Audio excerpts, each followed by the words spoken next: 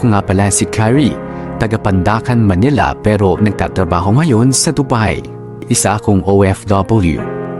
Last year lang ako nagsimulang magtrabaho dito sa Dubai dahil mas malaki ang kikitain ko rito kumpara sa dati kong pinagtatrabahuhan. Sinunggaban ko na nga agad ang job offer para sa akin. Kahit wala ako ni isa mang kakilala sa Dubai ay go pa rin ako. Kahit na malayo sa pamilya ay carry lang. At least ay magkakapera ako. At ang una kong ichichika sa inyo ay nung unang araw ko sa bago kong kumpanya dito sa Dubai. Meron kasing something na nangyari na hindi ko ina-expect. Hi! Ikaw ba yung new hire namin dito? Yes po. Ako nga po pala si Carrie. I'm Lindsay. Tara, ako nang bahala sa'yo. Okay po, Ma'am Lindsay. Ano ka ba? Lindsay na lang. Di mo naman ako teacher. Okay po. Tara, pasok na tayo. Sure. Ito nga pala yung workstation mo. Bale, magkatabi lang tayo. Thank you. Pangilang work mo na ba to? Overseas? First work po.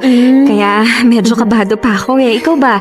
Ilang years ka na rito? 2 years na rin ako mahigit. Ano ka ba? Huwag kang mag-alala, kabayan. Kaya nga sa akin ka in-assign para ma-feel at home ka eh. Tsaka mababait mga katrabaho natin dito. Kahit iba-iba ang lahi, nagkakasundo naman tsaka nagtutulungan. Mabuti pala kung gano'n. Matanong ko lang, Carrie. May boyfriend ka bang iniwan sa Pinas? Wala eh. Ako nga yung iniwan. Masyado daw akong maganda para sa kanya. Char! Oo lakas ng arrive natin dito sa Dubai Pero honestly, wala sa ngayon. Pero kung meron ka namang marirecommend, why not? Coconut, peanut, diba? Ay pak, bet yung spirit mo te. Mukhang magkakasundo tayo Feel ko ngayon pa lang. Pero wag pala muna ngayon. Kakarating ko lang ng bansa na to. Lalaki agad at tupagin ko. Nandito ako para sa family ko, no? My family? Oh my God! Because my family is the most important persons in my life. Thank you. Kabayan, sinabi ko rin yun noon sa sarili ko eh. Pero, di ba ako'y tao lang na nadadarang at natutukso rin. May aalis mo ba sa akin na matutong magmahal? Lalo na at ang daming pogi dito sa office natin. Actually, hindi ako nakakagusto sa pogi. Ay, choosy kang ate kong girl Ay, naku, hindi naman sa choosy ako Eh, syempre, sinisave ko lang yung sarili ko from heartbreak. Alam mo naman, di tayo kagandahan. Kaya hindi na ako maasa na magka-jowa ng gwapo, no? Doon lang tayo sa totoo. Okay, fine. Anyway, huwag kang sa work lang mag-focus habang nandito ka sa Dubai Naku te, mababalo ka kung all work at no play ka, lalo na't wala ka sa Pinas. Anyway, sa Sabado magpapasalon ako at magsha-shopping na rin ng damit. Paganda tayo, dali, sama ka? Ha? Naku, hindi na siguro muna. Ano ka ba? Kailangan mong magpaganda dahil baka may magkagusto sa'yo dito. Aba, ang daming gwapo dito sa opisina natin Malay mo, dito mo makita ang iyong first boyfriend. Hoy, diba? nandito ako para mag-work muna, hindi para mag-boyfriend agad. Tsaka wala pa akong sahod, kabayan. Bago lang ako, diba? Bakit? Bawal bang pagsabayin? Hindi tayo si Rihanna na work lang ang alam. Ano ba? Ay, ewan ko sa'yo, Lindsay. Hoy, Lindsay. Hindi mo ba ako sasabayan kumain? Naku, Carrie, dami ko pang tinatapos eh. Kung gusto mo mauna ka na muna sa pantry, sunod na lang ako in a few minutes. Okay, sige, hintay kita doon Hindi ako kakain hanggat hindi ka sumusunod. Oo na. Ay, sige, pupunta na ako sa pantry. Sige. Makanood na nga lang muna ng TV habang hinihintay si Lindsay. Play now. Here's a great run forward by Van der Teka, Veer. Still he football goes ba Van itong der Veer. palabas? And he Football wasn't sure na. it was a fair In enough fairness, ang challenge. gagaling nila Did maglaro, come from behind to with the ball. Ayan! It was a- Sige, sipain mo! Sipa lang! Go! Bilis! Ipasok mo na sa goal! Sipa pa! Ayun! Goal! Yes! Sipa pa! Hello. Excuse me, miss. Ano ba? Istorbo naman, kitang nanuno. OMG! Run forward by Van der Veer. Yes? You seem to be enjoying watching football, eh? Did come from behind to with the ball. It's Ano always daw? a dangerous thing to do. Ano ka ba niyan, Out and down, Carrie? flicked it up there. Galing-galing mo sa English. Ba't ngayon ka pa pumalit niya? Kay Pogi. The wide left position. I'm so sorry. What did you say? May family. Oh my God! Carrie! Oy, Lindsay, nandyan ka na pala. Bakla ka, kanina pa kita inaantay. Nauubusan na ako ng English ng lalaking to eh. Hi, Amir! Oh, hello, Lindsay. Magkakilala pala kayo? Oo, magkakilala kami. Sandali, nagtatagalog ka? Konti lang. Oh my God, nakakaloka. Lindsay, who is this beautiful friend of yours, eh? Ay, Amir! Nga pala si Carrie, bagong empleyada natin dito. Hi, Sir Amir. Carrie nga po pala. Oh, hi, Carrie. Nice name, eh? Ganun po ba? Thank you, sir. Ano ka ba? Huwag mo na akong tawagin, sir. Di naman ako boss dito. Pareho lang tayo mga hamak na empleyado lang dito. Hindi, Carrie. Tawagin mong sir yan si Amir. Kasi teacher yan. Teacher? Talaga? Oo nga. Kasi tuturuan niya ang puso mo na mahalin siya. Ay! Ikaw talaga, Lindsay. Kung ano pinagsasabi mo dyan. Well! Sandali. Bakit pala marunong ka magtagalog? Hindi ka naman mukhang Pinoy. Nung bata ako, tumira kami ng family ko sa Pilipinas. Sa may Indian community sa Pandacan, Manila. Talaga ba? Taga-Pandacan din ako sa Pilipinas eh. Oh, really? What a coincidence. Baka kayo na ang destiny. O, Bakla ka, manahimik ka nga. Aray, makakurot ka naman ah. Oh, by the way, Carrie, nice meeting you. Nice meeting you rin, Amir. See you around. Sige, see you around. OMG, isa talagang OMG. Para bang tumigil ang mundo ko nung unang beses kong masilayan si Amir. Feeling ko para akong nasa isang pelikula nang nag-usap kami. Nung mga oras na yon, ang laging nasa isip ko ay ang pogi niya, ang pogi niya, ang pogi niya. Pero syempre, hindi ko naman pwedeng sabihin yon ng harap-harapan sa kanya at baka isipin niya ay birdo ako. Well, hindi niyo ako siguro masisisi. Pogi naman kasi talaga itong si Amir. Isa siyang Indian national pero pogi talaga. May magandang mata si Amir na para bang laging nakangiti. Matangkad pa siya na isa sa mga gusto ko sa lalaki. At yung paraan niya ng pagsasalita, Diyos ko Lord, para bang musika sa aking pandinig. Lalo na kapag tinatawag niya ang pangalan ko. Nanlalambot ang mga tuhod ko. Isa pa, ang cute niya lalo na kapag nagtatagalog siya dahil slang siyang magtagalog. Ang ganda pa ng accent niya. At aminin ko, para bang na-love at first sight ako kay Amir. At mula nga noon ay para bang nawala ang kaba ko sa pagtatrabaho dito sa Dubai. Ang kaba ay napalitan ng excitement. Kaya mahirap man ang trabaho ko dahil paiba-iba ang shift ko. Minsan nasa pangumaga ako at minsan ay sa panggabi. Mas lalo akong na-inspire na pumasok araw-araw sa opisina dahil kay Amir. Good evening, Lindsay. Ay, parang ang ganda ng gising natin ngayon ah. Excuse me, maganda talaga ako kahit hindi gising. At dahil night shift tayo today, kailangan mas masigla. Ah, ganun ba? Eh, para ka palang character fairy tale. Si Sleeping Beauty. Of course, I know. Hindi. Yung witch na kontrabida sa Sleeping Beauty, si Sleeping Ugly.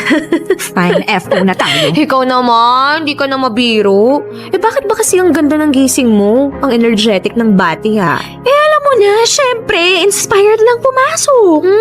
Sabi na eh. Dahil kay Amir, no? Hindi kaya, grabe siya. Excited lang mag-work. Huwag mo akong ini-etchos ha? From Sleeping Beauty, nagiging Pinocchio ka na. Oo na, sige na.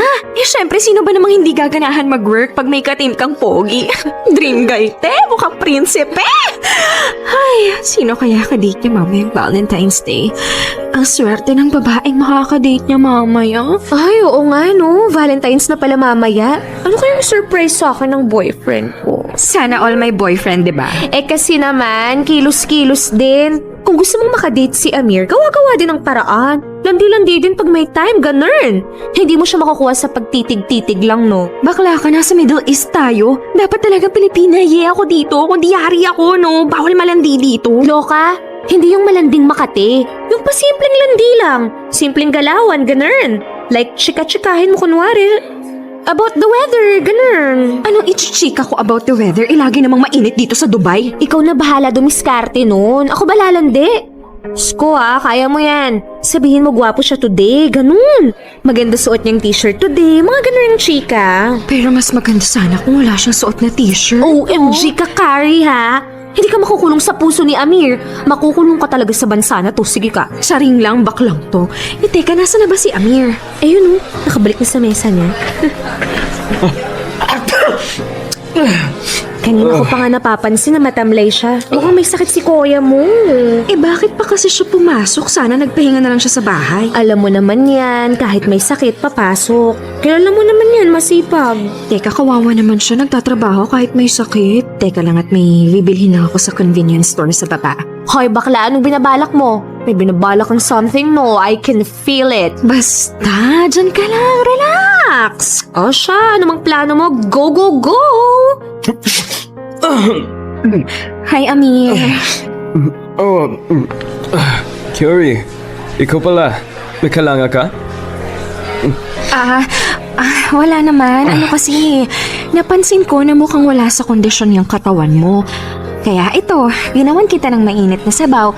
Ito Ala, hindi na. Nakakahiya naman sa'yo. Sana di ka nalang nagabala. May trabaho ka pa, Huy, wag ka na nga pabebe dyan. Nagawa ko na yung sabaw, tatanggihan mo pa. Sige na, humigop ka na ng sabaw, then drink this medicine. Binilhan na rin kita ng gamot. Okay po. Makautos parang mama ko. Syempre, di ba ang mga lalaki ang gusto nila sa babae, maalaga gaya ng mama nila. What? Ha? Wala. Forget I said something. Kumain ka na nga lang dyan nang magkakulay ka na ng slight. Namumutla ka, Okay. Thank you. Nga pala, Amir. May tanong sana ako sa'yo. Sure, what's that?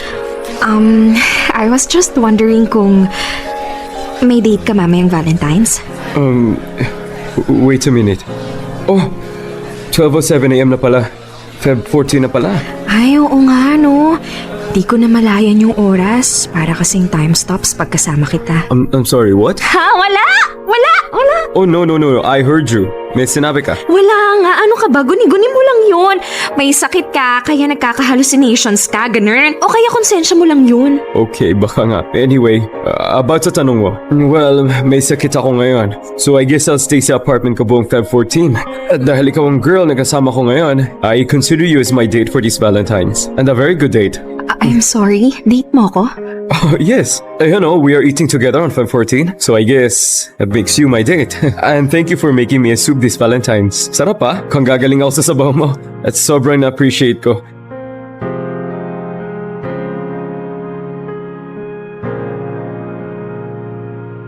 Naging successful naman ang galawan kong yun kay Amir. Siya ang naging date ko nung Valentine's Day. Kaya kayo mga babae dyan na nakikinig ngayon, gayahin nyo na lang ang ginawa ko para magkaroon kayo ng date. #para-paraan. Biro lang po. Well, mula nga nung ginawan ko ng sabaw, si Amir ay naging mas close na kami sa isa't isa at masaya ako na kahit papaano ay nag-level up na ang friendship namin. Kahit hanggang friends pa lang din naman kami. Hindi naman ako umaasa na magugustuhan niya ako kasi alam ko naman sa sarili ko na hindi ako ang tipo ng babae ni Amir. Wala naman ako sa fairy tale na may isang prinsipe na gaya niya na magkakagusto sa babaeng katulad ko lamang. Mapagpantasya man ako sa lalaki, alam ko pa rin naman kung ano ang realidad. Alam kong maganda naman ako pero hindi ako gaanong kaganda para sa level ni Amir. Kaya masaya na ako na kahit na hanggang magkaibigan lamang kami.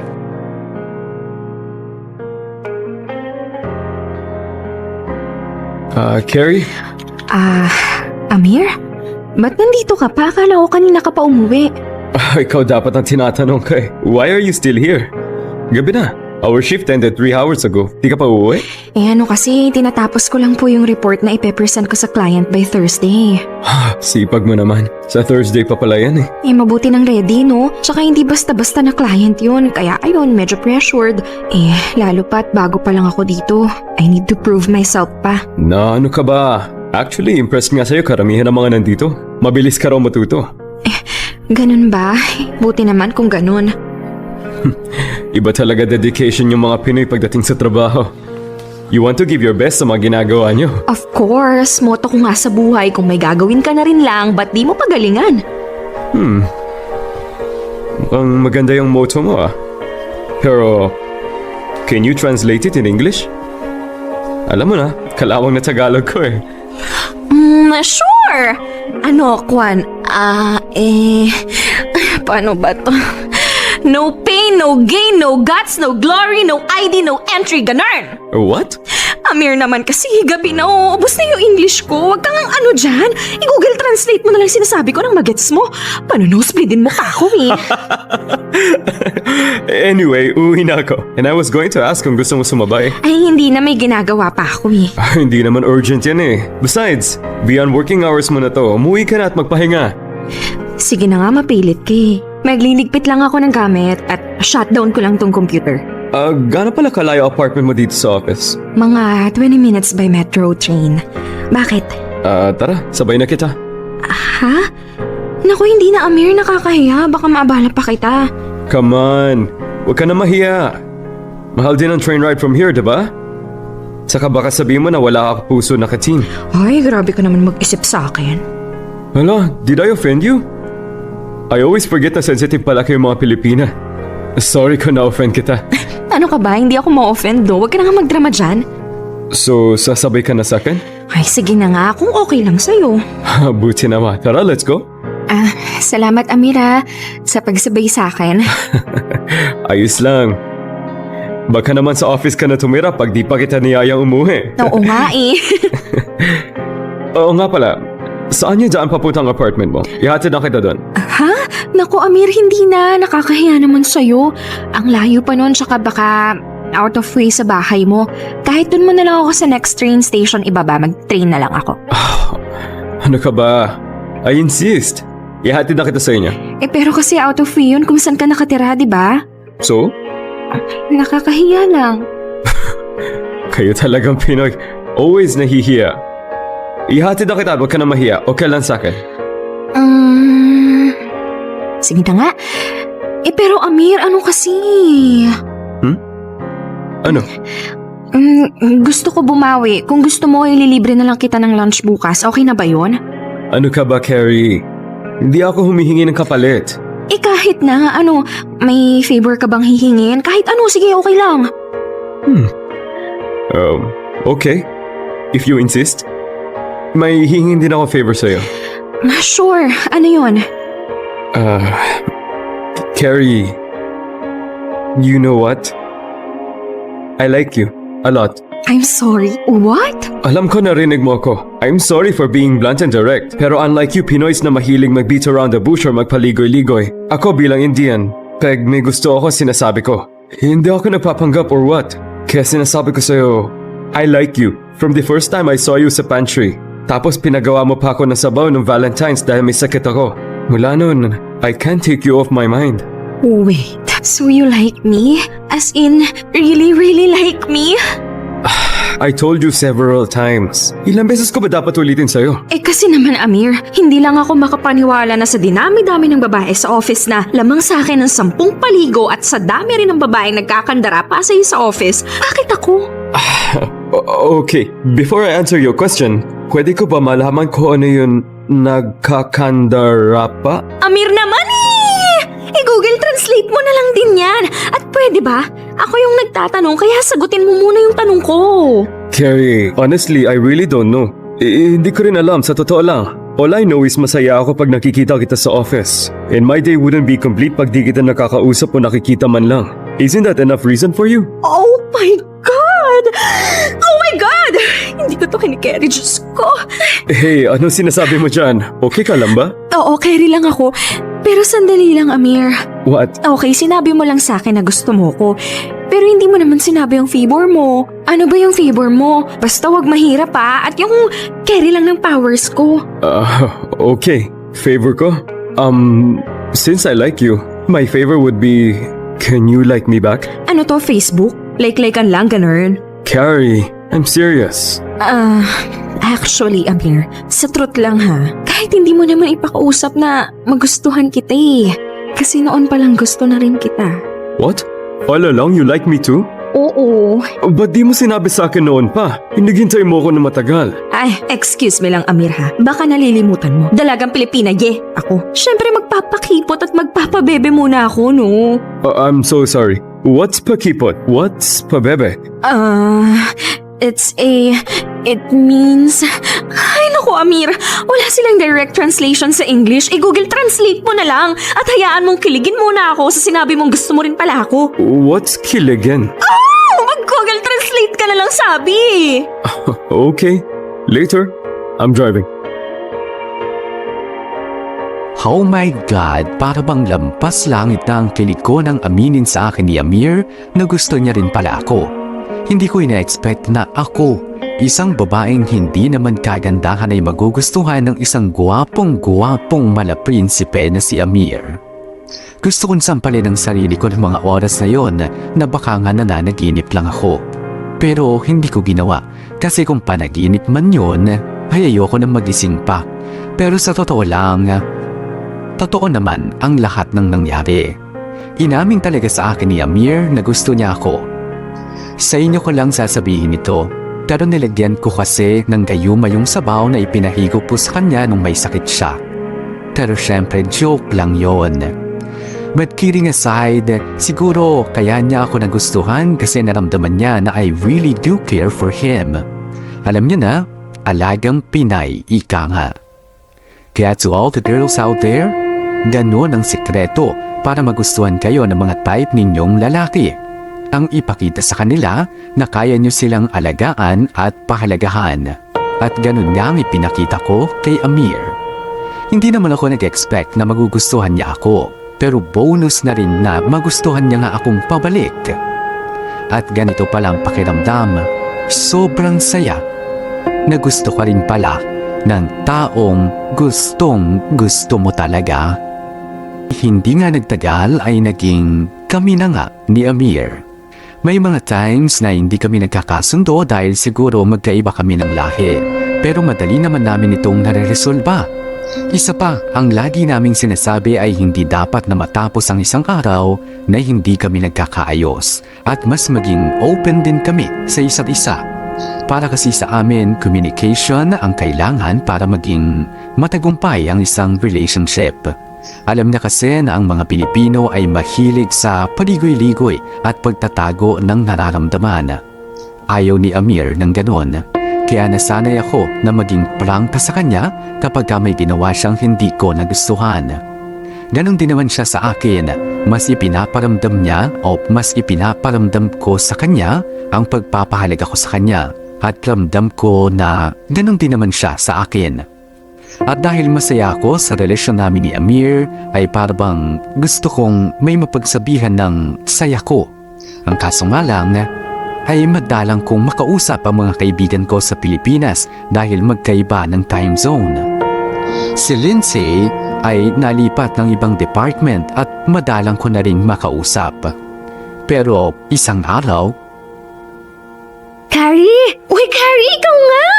Uy, Lindsay, kamusta ka na te? Uy, eto, maganda pa rin. Tara, dali dito ka na sa table ko umupo nang makapagkamustahan naman tayo. O bakit? Hindi mo ba kasama si Amir, ha? Ay, hindi eh. Ikaw ba kasama mo boyfriend mo? Hindi pa, pero magkikita kami sa mall mamaya after ng work niya. Ay, ganun ba? Mamaya pa naman yun. Anyway, ikaw, ba't di mo kasama si Amir? LQ ba kayo ngayon, ha? Ay, grabe ka naman. Hindi lang magkasama LQ agad. Okay. Anyway, kamusta na kayo sa department? Okay naman kami. Ikaw bakla, nalipat ka lang ng ibang department. Hindi ka na dumadalaw sa department namin. Esensya na. Busy much lang talaga sa nalipatan ko. Tsaka hello, magkaiba kaya tayo ng floor? Okay, fine. Forgive na kita. Ikaw talaga. Anyway, buti nakita kita kasi may sasabihin pala ako sa'yo. Oh, ano yun? Guess what? Ikakasal na ako! Talaga? Congrats, Lindsay!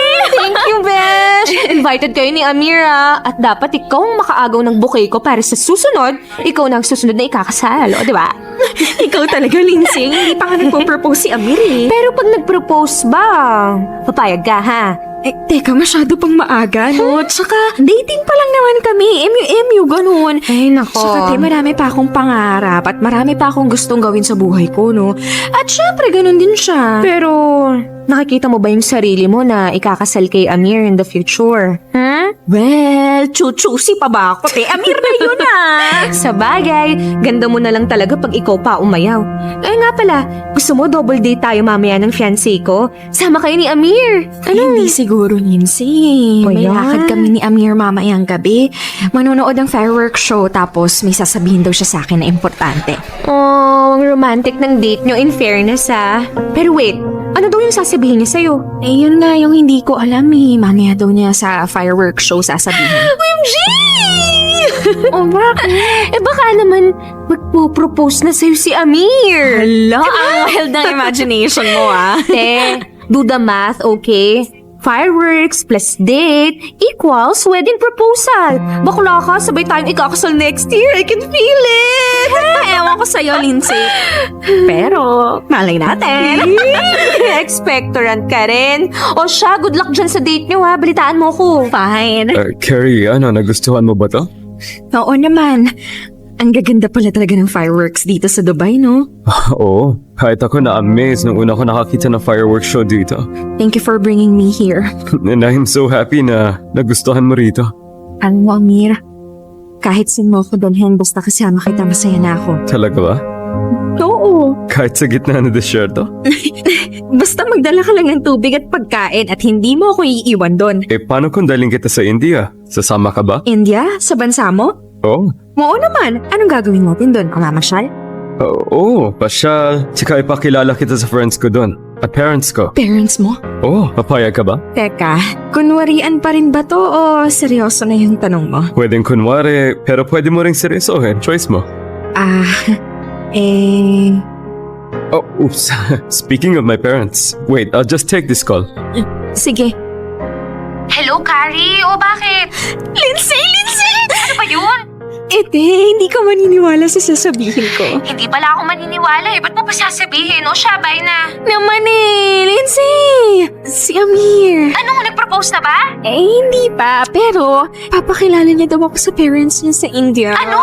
OMG! Carrie! Dadalhin ka niya sa bansa niya? At ipapakilala ka pa sa magulang? Naku, alam na talaga. Doon siya magpo-propose sa'yo sa India. Hindi ko alam, hindi ko sure. Pero maganda yung kutob ko dito. O siya, pabalik na siya rito. Tawagan na lang ulit kita mamaya, ha? Okay, keep me posted ah. Bye! Good luck! Okay, bye. Carrie. Amir, andyan ka na pala. At teka, okay ka lang ba? Ba't parang balisa ka? Ha? Okay lang ako. Teka, nagagutom ka na ba? You want to eat somewhere? Hindi pa naman. Enjoy pa sa fireworks. Ikaw ba? Sige, tapusin na natin fireworks show. Tapos kain na tayo, okay? You sure you're okay? Wala bang problema? Yeah, all good. Nothing to worry about. Okay. Amir, ang ganda talaga ng fireworks kanina, no? Grabe yung isa, akala ko falling star na babagsak sa atin, pero yun pala mawawala sa gitna. Tapos yung isa, ang laki ng nagawang bilog sa langit. Ang gaganda talaga ng fireworks kanina. Di ba, Amir? Uy, Amir, nakikinig ka ba? Oo, nakikinig ako. Masarap nga pagkain sa resto na to. Amir, hindi naman tungkol sa pagkain yung sinasabi ko eh. Tungkol sa fireworks. Oh, ganun ba? Sorry. Baka mali lang intindi ko. Alam mo na, language barrier. Hindi. Alam mo, kanina ko pa napapansin na balisa ka. Wala nang tumawag yung parents mo kanina. Naging ganyan ka na. May problema ba? Wala nga, Carrie. Kung walang problema, bakit nagkakaganyan ka? Ano ba kasi yun? Makakatulong ba ako? Okay, I think I need to be honest with you. As you know, kanina, Carrie, my parents called. Oh, bakit daw? I need to go back to India next week. Next week na? Teka, biglaan naman yata. May problema ba sa pamilya nyo? May di ba magandang nangyari? No. Nothing bad happened. All is well. Yun naman pala eh. Bakit ka nila pinapauwi? Gusto ka lang ba nila makita kasi na-miss ka nila? Sort of like that. Good news naman pala eh. So, punta ka sa India next week. Pero biglaan naman yata. Paano yan? Hindi pa ako nakakapag-ipon ng pamasahe ko doon. Anong ibig mo sabihin? Sabi mo kanina, di ba? Isasama mo ako sa India. Ipapakilala mo ako sa parents mo. No, Carrie. Hindi kita pwedeng isama next week. At mas lalong di kita pwedeng ipakilala sa kanila. Teka, bakit? Akala ko ba all good? Wala namang hindi magandang nangyari bakit ngayon? Carrie, okay. Tumawag sila para sabihin sa akin na ikakasal na ako next week. Teka, ano? Ikakasal? Hindi ko maintindihan. They have arranged the marriage for me. Teka, bakit? Sino yung babae? Honestly, kahit ako hindi ko kilala yung babae. Bakit mo siya pakakasalan? Dahil kailangan. Dahil ayun ang utos ng mga magulang ko. Pero, paano tayo? Honestly, hindi ko alam kung magkakaroon pa ng tayo sa point na ito. I'm sorry, Carrie.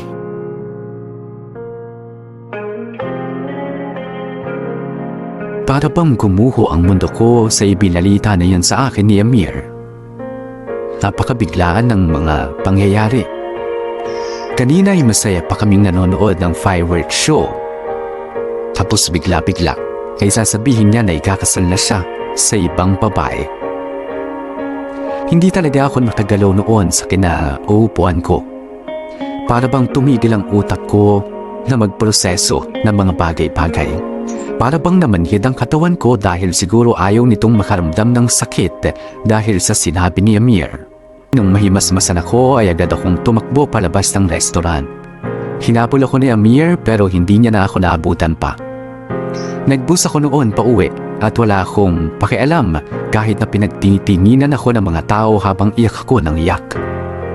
Hindi ko na iniisip na nakakahiya ang ginagawa ko dahil masigit na nasasaktan ang puso ko. Biruin mo sa isang iglap, ang akala ko na perfect love story namin ni Amir ay mawawasak na lang ng ganun-ganon. Mula nung sinabi niyang may iba na siyang pakakasalan, ay hiniwasan ko na siya. Nagpa-schedule ako sa mga shift na hindi ko siya makikita at makakaharap. Pero dahil nga nagtatrabaho kami sa isang opisina lang, ay alam kong hindi ko naman siya tuluyang maiiwasan.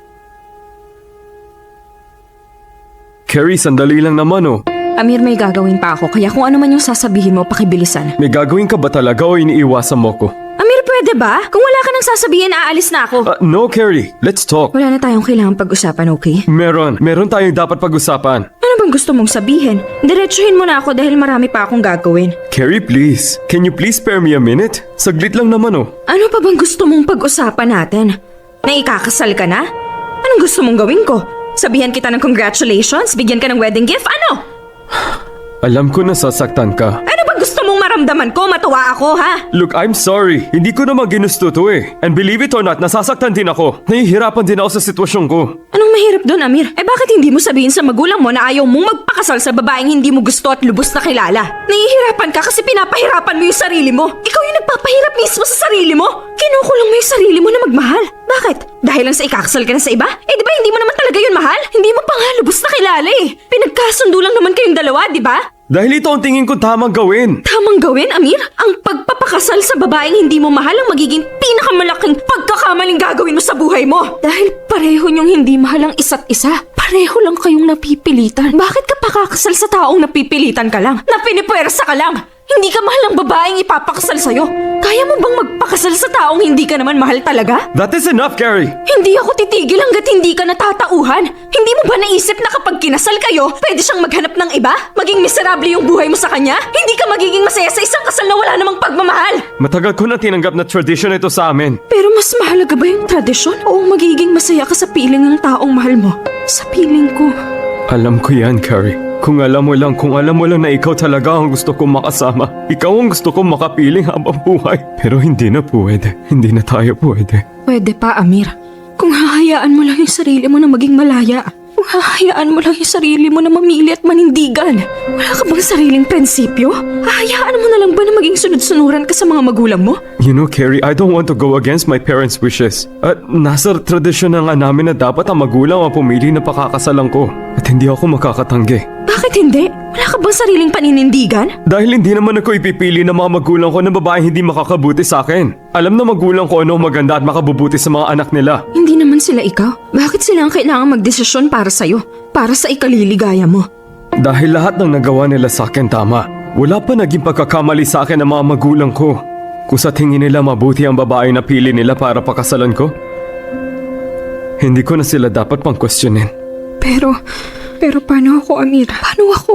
Carrie, I am so sorry. Oo, ikakasal na ako pero hindi mo naman ako kailangang iwasan ng ganito. Pwede pa naman tayo maging magkaibigan, di ba? Kaibigan? Are you asking me to be your friend? Seryoso ka ba?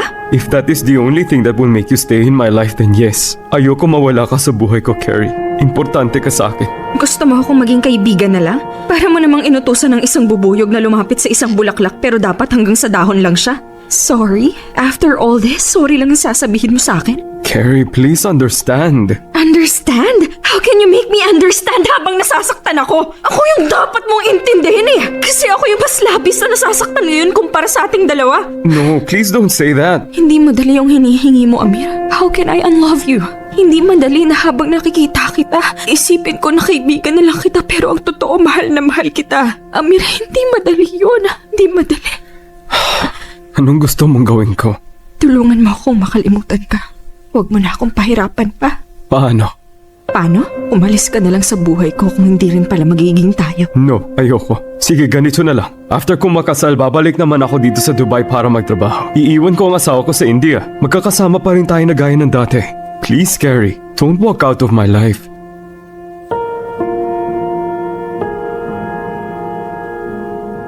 Umalis nga si Amir ng Dubai at umuwi sa India para pakasalan ng babaeng pinili ng mga magulang niya para sa kanya. Ang babaeng sabi niya ay hindi niya mahal pero kailangan niyang pakasalan dahil yon ang tradisyon ng pamilya nila.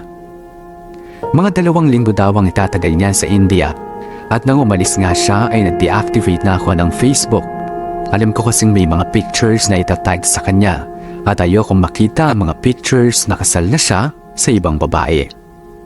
Pinilit kong magpakabisi sa trabaho at huwag isipin masyado si Amir. Pero may mga oras lalo na kapag mag-isa na ako na hindi ko maiwasan nang isipin siya. Hindi ko alam kung papaano na kami kapag nagbalik siya. Alam ko nangako siya sa akin na wala namang magbabago sa aming dalawa. Nababalik sa dati ang samahan namin dahil hindi naman niya dadalhin ang asawa niya sa Dubai. Pero may mga pagkakataon talaga nagugulatin ka na lamang ng tadhana. Teka, ba't ang ingay ng mga tao? Anong meron? Carrie? Oh, Lindsay, anong ginagawa mo dito sa department namin? At bakit may dala kang cake? Meron bang may birthday? Ha? Wala. Teka, ba't ang aga mo, bakla? 1 oras pa mag-start shift mo ah. Wala lang, bored na ako sa apartment ko eh. Teka, bakit nga may cake ka? May okasyon ba? Carrie, si Amir, Huwag mong sabihin na. oo, bumalik na siya from India. At kasama niya yung napangasawa niya. Oh, Uy, okay ka lang ba? ano ka ba, Lindsay? Carry lang ako, no? Ako pa ba? Kung gusto mo mamaya ka na pumasok, saglit lang naman si Amir dito eh. Dumaan lang tapos aalis din. Chat na lang kita pag nakaalis na sila. Hindi! Bakit naman ako iiwas? Sige na, papasok na ako. Sure ka ba talaga? Oo nga, sabi. Ano ba, Lindsay? Okay, sorry. Sige na, halika na sa loob. Congratulations, Amir!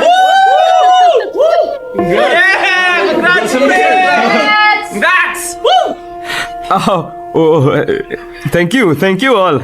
And I would like to introduce you to my wife, Indira. Hi everyone. And here's your congratulatory cake, Amir and Indira. Thank you, Lindsay. Thank you, team. Carrie, andyan ka pala. Ha? Yes, I am here. Akala ko mamaya pa shift mo. Ganun ba? Sorry, kasalanan ko palang maaga yung pasok ko ha. Sige, alis muna ako. No! No! That's not what I meant. It's good na rin that you are here. Okay. Nga pala, this is my wife, Indira. Indira, this is Carrie, my teammate. Wow, demoted na ako to teammate. Hi, Carrie. Nice to meet you. Yeah, me too. Teka, Amir, kaya ba kayo nandito sa Dubai para mag-honeymoon? Yes and no, Lindsay. What do you mean? Yes, dito kami mag-honeymoon ni Indira. But in a few weeks, dito na rin kami magsasettle. Oh, that is nice to hear. Excuse me, mag-restroom lang ako. Carrie, nandyan ka ba? Lindsay! Sorry Teka, bakit ka naman nagsasorry? Sorry kasi hindi kita nabalaan agad kanina na nandito pala si Amir at yung napangasawa niya. Ano ka ba? Kasalanan ko rin naman eh. Nagpumalit akong pumasok sa opisina. Akala ko kasi kaya ko na eh. Hindi pa pala. Okay lang yan.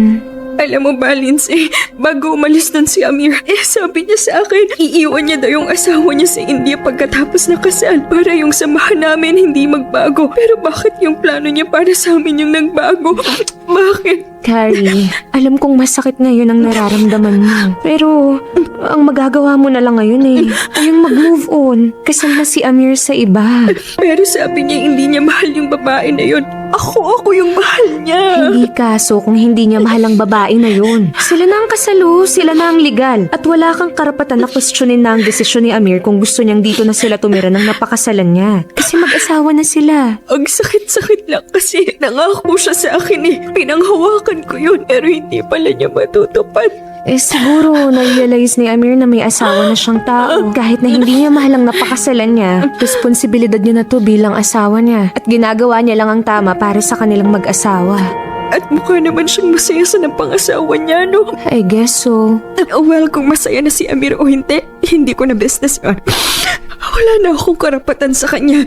Kung niyayakap na niya yung realidad na kasal na siya, at ginagawa niya ang best niya na turuan ng puso niya na mahalin na ang napangasawa niya. Siguro kailangan ko na rin yakapin ang realidad na mag-move on na isa na lang siyang chapter ng buhay ko.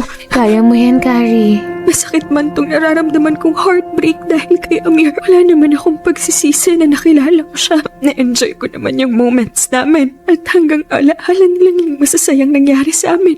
Masakit pero kakayanin ko. Alam kong mabubura din yung sakit na to. Sa Dubai na nga nanirahan si Amir at ang napangasawa niyang si Indira. At doon ko nasabi na wala na talaga kaming pag-asa pa ni Amir. Akala ko pag-ibig ang pinakamalakas na puwersa sa mundo. Pero natalo ng isang matagal ng tradisyon ang pagmamahalan namin ni Amir sa isa't isa. Hindi na nakabalik pa sa dati ang samahan namin, mahirap manatiling kaibigan na lamang ng taong minahal ko ng lubos. Aminin ko mahirap pa rin para sa akin na nakikita siya sa opisina araw-araw, pero pareho na naming iniiwasan ang isa't isa.